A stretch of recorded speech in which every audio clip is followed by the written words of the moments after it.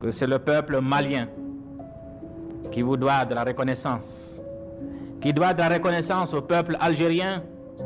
qui a sacrifié des centaines de milliers de ses meilleurs fils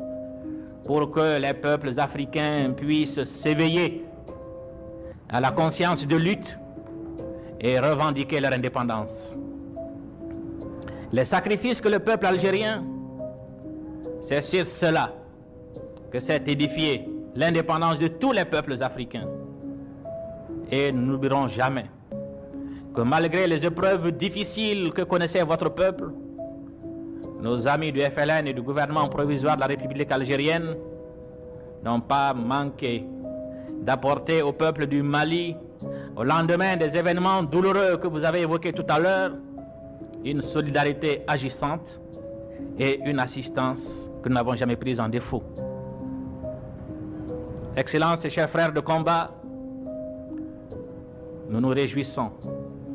et tout le peuple du Mali se réjouit de la fin prochaine des hostilités, afin qu'ayant été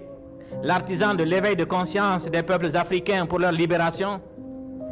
vous soyez à côté, un peuple indépendant, souverain, un facteur déterminant dans la poursuite de la décolonisation de nos institutions, afin que l'Afrique, libérée définitivement de toutes les séquelles de la domination coloniale,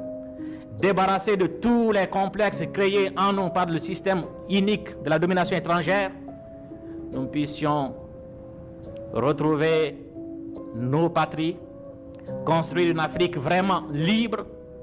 et qui devra s'acheminer, si elle veut survivre dans un monde perturbé, troublé, si elle veut survivre, dis-je, et réaliser son unité. Nous savons que dans cette œuvre difficile mais grandiose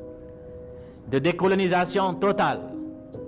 et de la réalisation de l'unité africaine, nous trouverons en vous, dans nos frères algériens,